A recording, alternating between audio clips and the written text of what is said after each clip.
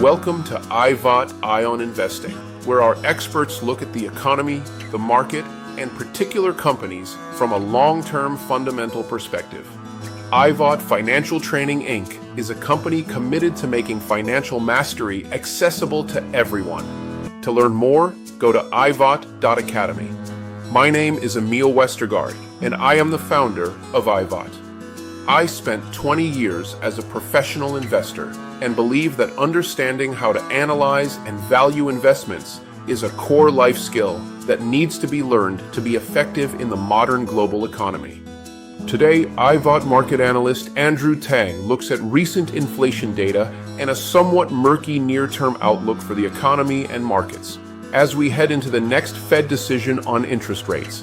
He also continues his discussion of the broader impact of AI on the economy and markets.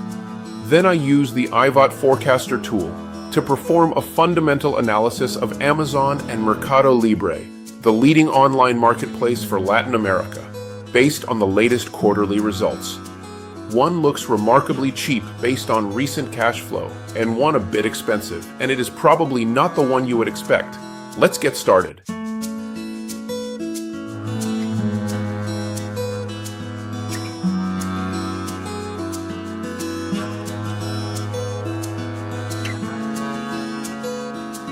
Hi, welcome to this week's Eye On Investing, everyone. I'm here with our co-host, Andrew Tang, market expert. Ed's off traveling in Australia right now, so he'll be back next week. Asia. Yeah, well, no, Ed's in Australia. Andrew's yes, in that's Asia. right. That's right. Andrew's dialing in from Taiwan, I believe, right? You want to tell us a little about what how your travels in Taiwan going? Or Asia. Yeah, as we're progressing in August, obviously the summer months when the kids are off school, so I'm taking advantage to spend some time with the family. And right now, I am somewhere in an island off Taiwan right now. Is that like a vacation island, or what is that? Yeah, it's largely a vacation island. They do have a military base. We just cruised around and explore a little bit here. Yeah, it's fun. Yeah. Cool. And is it not? Are the beaches nice and everything? Is it a nice spot? How does it compare to Hawaii or something? No, it's not as developed as Hawaii. Yeah. I have to say Taiwan's economy largely depends on tourism, and tourism because of their relationship with China right now, it has deteriorated quite a bit.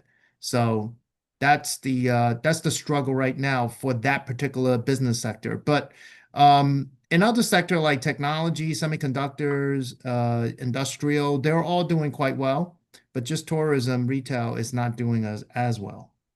Interesting. Well, I guess why would tourism not doing well in Taiwan? I suppose is that because of all the conflict with China? Do people just fear going there and getting caught in the middle of something? Yeah, as of the last couple of years, China has actually banned group travel directly from China to Taiwan. So, Wow. yeah, I mean, I just found that out not too long ago from my wife, actually. And so, Your family Taiwanese or Chinese? my wife is from Taiwan. Oh, Yeah, interesting. Okay. yeah, And yeah. so I guess still, I mean, the sentiment there is strongly independent, right? Yes. I mean, they're not. Is there a desire there to join the Chinese Republic or no? There is a percentage of that population, and usually it resides with the older generations. The older generations, they just want businesses to flourish, and they really don't mind, the idea of joining forces with China. But Right. to the younger generations, no, absolutely not. Interesting. Yeah. Interesting. Hmm. All right. Well, you want to step up with your insightful, Sure. as always, weekly analysis of the economy and markets and from a fundamental basis. First of all, I guess the markets continue to be strong, right? I mean, Yeah. pretty much. Yeah, I'll frame it this way. In terms of the market, if you look at the S&P 500, There are, two forces that are basically going at it with each other. One is that uh, the market, namely the S&P 500, has reached all-time high, and you can see that institutions are being a little bit more careful Yep. as the level of uncertainty is still quite high, right? We still haven't seen the results of tariffs. We still haven't seen the, inflation ticked up or the price adjustments. And you're still looking at the president trying to resolve an issue from a geopolitical standpoint that is still very, very complex. And so we don't know what the end results are. Now we're heading into earnings from retailers, and I don't think that's going to be spectacular by all means. But at the same time, the broader constituents of the S&P 500, they are coming in with higher earnings estimate. So fundamentally speaking, on the long run, it should bode well for the index to go higher. However, I believe that we're still in this And particular. again, I just want to pause for a second because I want to Yeah. be clear from a fundamental perspective. The way we take that at IVoT means we expect cash flow growth to continue to be strong overall in the global economy in the S&P 500. We're not here to, market sentiment is what it is week to week, month to month, even year to year. But ultimately, the fundamental view is that the markets track cash flow growth over the long term. Yeah. So, many institutions, they are wondering if the economy is going to take a pause or are we going to stall and trade sideways for a while. And those concerns are legitimate because uncertainty level is still all-time high. Now, if we break that down into inflation, we can see that inflation is still trending down. The price adjustments from tariffs are not seen yet. And the word is yet, right? So we're still skeptical about the long-term effect. We still believe that there will be many of the sectors and many of goods are going to show price increases. But as of the latest CPI data, we've seen that the service area, it's really where the inflation it's coming in. So the goods are really contained so far, and the service area and the service sector that is showing more inflation data. Now, Got it. overall inflation is still tame. The second area that we talk about is energy. So the forecast for energy production, inventory, and so on and so forth. Um, we're still seeing a lower trend in terms of pricing for oil. Nat gas is still remaining to be high. Oil production is forecast in the US going to be slower, but we believe that slack is going to be made up by the Middle East and OPEC countries because they have already since May have announced that they're going to increase production, and I don't think that's going to slow down. And should a deal come through for Russia, then you know that there's going to be more supply coming online. So that's energy. And then you have labor, all right, labor trends. And it's not looking that great.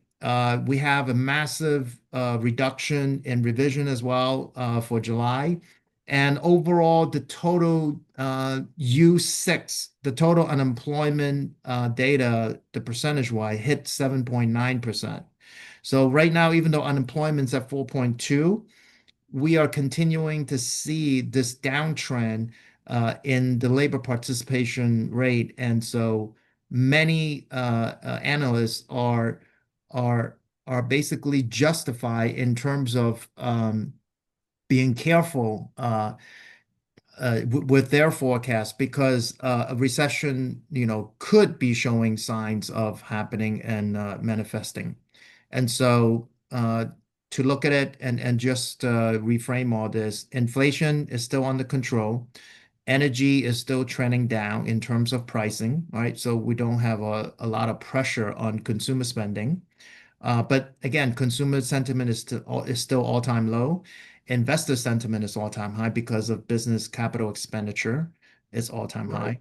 Labor, it's trending down. And so we have a really mixed bag of opposing trends here. And so that's why the market is showing signs of consolidation and unwillingness to break out higher.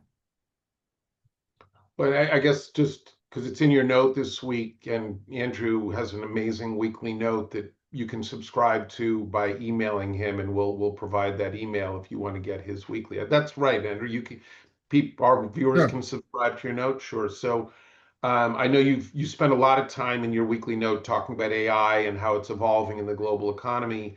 And Yeah. it seems to me like AI pushes a bunch of different buttons. On the one hand, corporate operationally, it provides a lot of opportunity for corporations to become more efficient at pretty much every level of the business, if you include robotics, particularly as part of AI.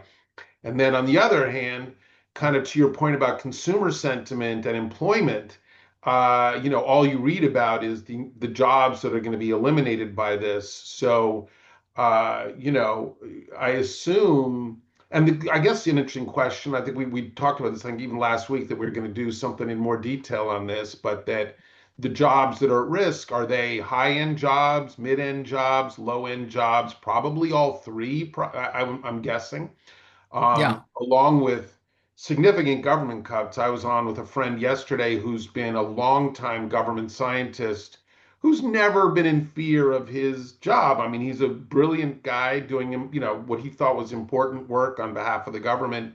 And he's now basically month to month, not sure if his job is still going to be there, which is, you can see it in his face. It's not, this is a serious intellectual, Yeah. and he's not used to wearing that hat. Obviously, also we as Wall Street people are used to that. Our job is only as good as the latest quarter, right? At least That's that's what right. we It's fight like, with my hedge fund. I was always on the hot seat. yeah, it's always like that. So the question I ask businesses is that would you are you more likely to spend on tech and software automation versus hire another person? And the majority of the times, businesses will tell you that they will spend on the tech stack versus hiring another person. Due to, yeah, exactly, due to benefits Why? and I don't see the the choice insane there. I mean, amount I of, hate to say it, but tech doesn't come with personal issues, with benefits, with everything that exactly. a new employee is a package that you open up and you don't really know what you're getting. I don't care how good the references are, you just don't know. And Yeah, so obviously a tech stack is predictable, 24/7 worker. I get it. I get it why it's scary for people. I mean, I gotta say, including me as someone who's, I mean, we're really in fintech yeah, ed. We're fighting, we're using and fighting at the same time a trend. yeah. Yeah, and also don't forget that outsourcing service or customer service or some basic operations are still happening. All right. So India, China, Asia, for the most part, they're still running a lot of the operations for businesses in the US. And so that is also happening, and that is competing with the current workforce as well. And so that's why you're seeing that in different regions. For example, in Japan is always low unemployment, but in Yeah, Europe, in UK, they're still trending down in terms of unemployment, but US have actually started bumping higher in terms of the yeah. total unemployment. Yeah. All right. Well, that I think was a good wrap. Let's now move on to the second part of our show, which is my fundamental analysis.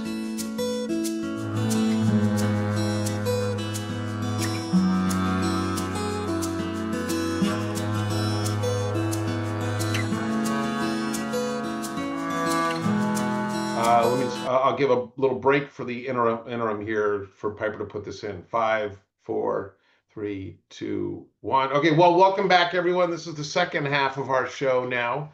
And this is where we do our fundamental analysis. Our stocks this week are two leaders in the online marketplace. We have the obvious one, Amazon. And then we have one that some of you may not be aware of, the company called Mercado Libre, MELI, that is the leader in online marketplace in Latin America. And I'm piping in from Peru, so I'm a user of Mercado Libre, not that much, but some. In any case, we are going to use our IVoT forecaster to compare these two companies, and then Andrew and I can have a little discussion at the end on what we think long term, again, as fundamental investors here in these two. So let's just go to it. So this is our IVoT Academy platform, which is, again, we are the ones that are providing this hopefully informative, even educational weekly view of the markets and how to do a real analysis, as we call it, fundamentally on what's going on, not just, you know, following sentiment, which we call the weak form of market analysis.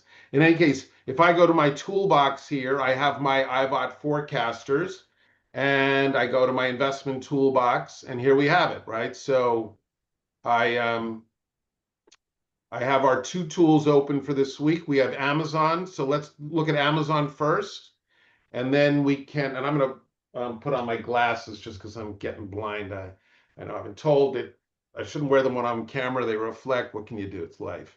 All right. So Amazon, 10.8 billion shares outstanding, a $231 stock price. And obviously this has to be changed. This is a $2.5 trillion marketplace. And by the way, we're launching our platform here in the near future. And so if you want to learn about it, you can hit the link at the bottom of this video in the description to our website. In any case, this tool is a quarterly tool that is updated in this case based on the most recent results for Amazon. And we can see that in the fiscal second quarter ended June, they generated $30 billion in cash flow. Pretty amazing. Amazingly up 28.5% year over year. I mean, that just blows my mind, to tell you the truth, that a company of this scale and size can be growing cash flow still at that kind of a rate is just mind-blowing. The ultimate way that IVoT looks at this is that the implied value based on that per share cash flow, which you learn how to do at our platform, by the way, is $286 per share. Now, that's up from the implied cash flow value of $224 a year ago. And kind of shockingly, 24% higher than where it's trading. So Amazon happens to, from a cash flow basis, look pretty, considering its cash flow growth, look really cheap right now. And we'll talk about that in a bit, but I don't think there's a company that's going to benefit more from AI and robotics, than Amazon is. And they're already showing that. And we'll talk about that now. So fundamentally, we go down into the income statement for the quarter. They grew sales at 13%. Again, for a company of this size to grow sales at 13% is just very impressive. Let's put it that way. They had 100 basis points improvement in their cost of goods, and actually their cost of goods declined. I'm sorry, their declined, right? Yeah, that's good, right? Yeah, their gross margin went up by 100 basis points, very solid. And their operating margin went up by 150 basis points. I mean, for a company of this size, those were all really impressive numbers, and that's how you generate a 28.5% cash flow growth, right? And so the question then begs, what's going to happen next, right? Because when you own the shares, you own the future. So what we can do with this tool, and let's just play it real quick, and then we'll come back to it in a minute. We're going to take a look at Mercado and compare it. If we say they can continue to grow at 13% sales, I'm not saying they can, it's a big number. That would mean in 3 years on 13% compounded, they'd be doing $240 billion a quarter in sales. If they can continue to expand lower their cost of goods, and let's just say they bring this down to, let's say 100 basis points a year. I mean, again, not a gimme, but we'll talk about it. There are reasons why that's also not outlandish. That gives you basically a $400 cash flow value on a share that's trading at 231. Now, I just threw some numbers. That's called a trend analysis. I'm just saying if trend continued, I'm not recommending the stock. What you would do at IVoT is learn how to read the 10 Qs, evaluate the competition, look at all the good and bad issues at Amazon. There's a lot to talk about inside of Amazon, both their marketplace business, their cloud business, and their and just their subscription business, which is part of marketplace, but is really kind of has its own cash flow. It's all profit, right? They sell you all kinds of stuff as part being a member of the Amazon marketplace. Yeah, Why don't we talk about this for a minute? I want to just say one more sure. thing. Interestingly, on the improvement in cost of goods, that all came in the marketplace business, meaning they saw a significant expansion in their North American business and in their international marketplace business. The margins at the cloud actually went down quite a bit, a couple of hundred basis points year over year, because, and that's the good thing, they're making massive investment in expanding their capacity for cloud, right? Probably also expanding a lot of their AI. I think they are NVIDIA's one of their top couple of customers is Amazon. So Yeah, yeah, they're also investing quite a bit on renewable energy as well, because obviously, if you want to grow that particular area, you're gonna have to source your own energy, and you got to get it cheaply. yeah, well, And their then, shipping costs instead of going down. So that's all what they're working on. I agree. Yeah. yeah, and then if you couple that, Amazon is really such um, a multifaceted business right now. It is not just retail, obviously. And so if it solely rely on retail, then we would be having some trouble because consumer spending or consumer sentiment is actually quite low at this time. But they are really growing their AWS revenue, even though the margins are slimming due to their investments. Obviously, they have to spend more on tech. Their recent announcement with Anthropic Claude Opus, it's securing their place in AI and it's growing as well. And it's $100 million investment. And we believe that that is still a small amount for, one of the top Magnificent Seven companies in terms of spending that. And then don't forget the media and entertainment. They still, pull in quite a bit of revenue from lending out movies and subscription, just like what you said before. And then you add sustainability and how they source energy and forward thinking with securing and to really focus on reducing their energy spend. It's quite impressive. And then you add all that. Remember, not too long ago, hey, we mentioned this, I believe, a week ago or so, is that as of June of this year, they have accomplished an amazing milestone, is that they have hired the 1 millionth robot in there. So they're also saving money with their workforce as well. So, when you add that all together, it is an amazing combination of revenue generation and is not dependent on any one single source. So the growth of AWS is definitely music to our ears, but at the same time, they are becoming a more efficient company that is in tune with the AI trends. Yeah. Okay. Well, let's that all makes sense to me, and I think definitely an interesting company to look at. Let's now go to the other side here, and let's take a look at MELI. So MELI, basically is very similar, honestly, to Amazon in its marketplace business.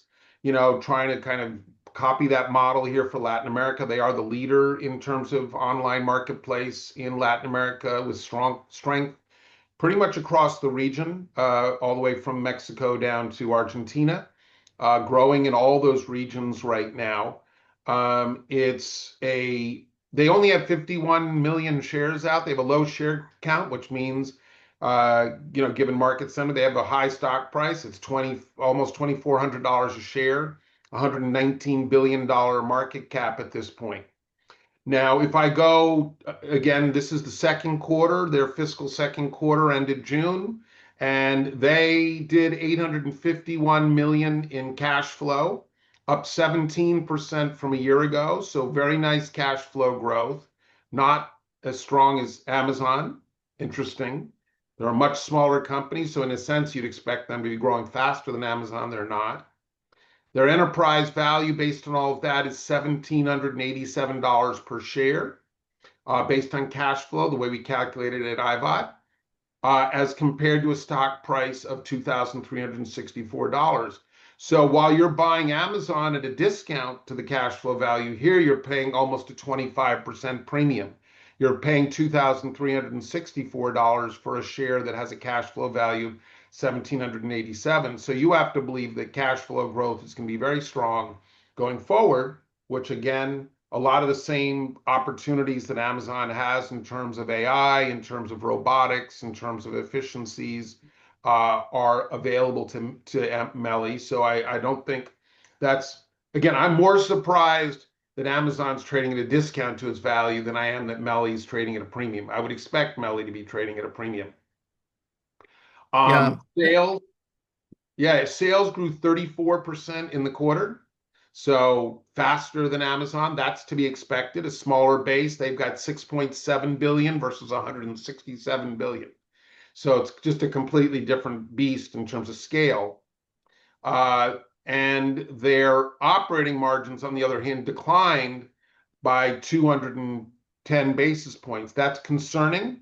And we can talk about why that is. So sales growth happened again across the region. And again, they're shipping products.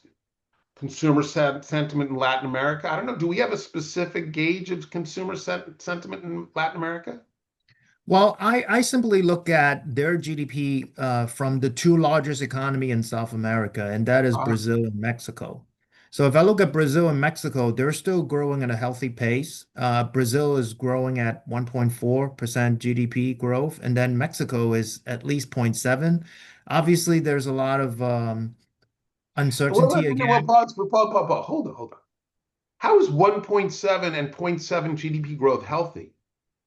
Well, this is Anemic, just no? well, I mean, if you look at Europe, they're growing at 0.1%. If you look at Japan, they're growing at 0.3%. I mean, you just can't compare it to the But US, all, obviously. I think anything lower than, well, first of all, I don't know what inflation is in those countries, but I'm pretty certain that inflation in Brazil and Mexico is higher than 1%. So there's negative growth on an inflation basis. Well, inflation in Mexico We're right kind now of flat in stands, the US, right? At 3% GDP growth and 3% inflation, we're basically sitting on a net zero growth economy. yeah. Well, yes, Mexico is at 3.5, and Brazil's at 5.2 Yeah, so they're declining. inflation. Yeah. They're shrinking their economies. Yeah. But at the same time, they are building out their middle class because there are still emerging economies here. No, I You know, know that, but Japan and Europe don't have that kind of. I don't know what the inflation rate is in Japan, but it's probably might be negative. inflation in Japan it's literally right now is at 3.3. Oh, that's higher than I would have thought. And how Yeah. about in Europe? In Europe right now it's about 2%. So Yeah. again, all three on the basis of running GDP against inflation are in negative growth territory on a net basis. That's On a interesting. real basis, yes. And the US with what, about 3% inflation and about 3% growth, right? No, we're actually ahead. So we're at 2.7 inflation. That's the latest read. But again, I think it's lower than that if you Right. don't, if you include the issues that we have with housing data. And the latest GDP growth right now is showing 3%. So we are having real growth in GDP for the first time in a long Okay, time. in any case, let's go back to MELI. MELI is growing sales strongly. It is growing sales across the region. They're investing a lot in Brazil. They're investing a lot in Mexico, in more shipping centers and all the things that allow them. They did, in a sense, juice sales, because I know if you see that their operating margin went down, that went down for two reasons: investments in a lot of new shipping centers. And again, when those shipping centers first come online, they're Yeah. underutilized and so add to cost of goods, something you can learn in studying fundamental analysis at our platform. But on a separate note, they also mentioned that they increased their amount of free shipping and discounted shipping, both to customers and sellers, and that impacted their overall margins. So that would increase sales. That's a way to kind of juice sales in a way, at the expense of margins, right? Offering more free operating, a free product. or free Yeah, free. well, there is one component of Mercado Libre that is not the same as Amazon, and that is in the fintech area. About 43% of MELI's revenue comes from Mercado Pago, Pago, and that Yeah, is a lending arm of their business because right, a lot of the consumers they don't have access to bank account and so on and so forth. right. So that seems to be one of the leading edge that it has compared to a pure e-commerce company. And so, yeah, Mercado Libre Yeah, does credit have a in lot Latin going for it. America is a crazy Wild West world. Credit in the US is at least has been pretty regulated. I don't know what's happening there now, but in Latin America, I get offers for 90%, 100% year-on-year interest credit cards. I don't think that's legal in the US even, but Yeah. it's loan sharking. I don't know. It'd be interesting to your point to dig in. I think that this has been a bit of a controversial part of MELI's business in terms of its stability because they're competing with the big banks for that credit. We can get credit actually very easily down here again if you're willing to pay the crazy interest rates. Uh, but yeah, okay. Well, that's a really good point though, and I think something that when we take a deeper dive, and we're planning, by the way, everyone to do some stock specific shows, just doing one stock, and doing a deeper dive. Start that as a featured kind of content in the near future. So again, going back to the valuation, again, sales grew, operating was poor. It's trading at still trading at a 25% premium to its cash flow value. If sales continued to grow at 34% for the next 3 years, that would mean they would be growing, they would become a $16 billion a quarter business. Big growth, but not impossible given the size of the overall Latin America market that they're addressing. That would get you to a 3,006, assuming, let's say, that they can stabilize margins, that would actually get you to a $3,600 share price on cash flow in 3 years. So it would look relatively cheap. And if they can then, let's say, well, I mean, they're already much more profitable than it's interesting. Let's see, they have they have a 45% gross profit versus 20% at Amazon. I'm guessing that has some to do with that credit card business. Um, I'm going to leave this flat for now because it was down year over year. Obviously, if this continued to do poorly, if we do straight trend, then that would get you to, a 20% return still. So it's all on sales. And this is another interesting company to look at, obviously. Yeah, So it's actually a little bit more than credit because Mercado Libre on the fintech side, they actually offer crypto trading, insurance, and micro lending, just like revolving credit, exactly what you were referring to. So they do a little bit more than just lending. Yeah. yeah, I guess they're kind of well, one of the things though, and I know the credit, as you pointed out, is an important piece of the puzzle from a cash flow perspective. One of the things we have to be aware of in looking at all these companies is there's a million things to look at, and we don't have time, nor is it, nor are they all material. So we just have to decide in Yeah. this case what's material in terms of to spend the time diligencing as analysts. So those are our two stocks for this week. Any kind of takeaway wrap-ups from you, Andrew, from overall what we discussed?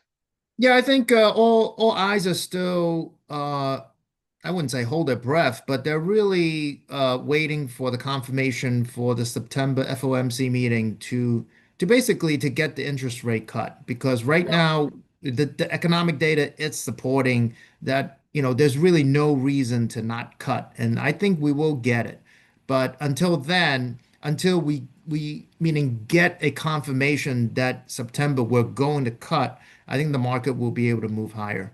Outside of that, I think there's still a very high level of uncertainty that is, sitting on top of us, like a dark cloud. Got it. Yeah. Well, all right. And then I think on this side, a bunch of different interesting topics here in terms of fundamental investing in two very similar in certain ways companies, two very different companies in certain ways, but they are market comparisons, competitors. I think the opportunity for both in terms of AI and robotics, given the complexity of their business models, is pretty interesting, both from a operating perspective, from an employment perspective, from even a customer perspective, how they can serve their customers in new ways, is all interesting. So well, we have much more to talk about with both Amazon and MELI, and we'll do that in the future. So thanks a lot, Andrew, and we'll see you next week with some more market analysis and our stocks of the week for next week. Yep. See you soon. See you next week for another fundamental update on the markets, an update on Boeing based on recent results, and a preview of NVIDIA's upcoming quarter. Thank you for watching IVoT Eye On Investing. Please subscribe to our YouTube channel and click on the link in the description to register for early access to the platform opening soon, which includes access to our powerful IVoT forecasters and fundamental investment training.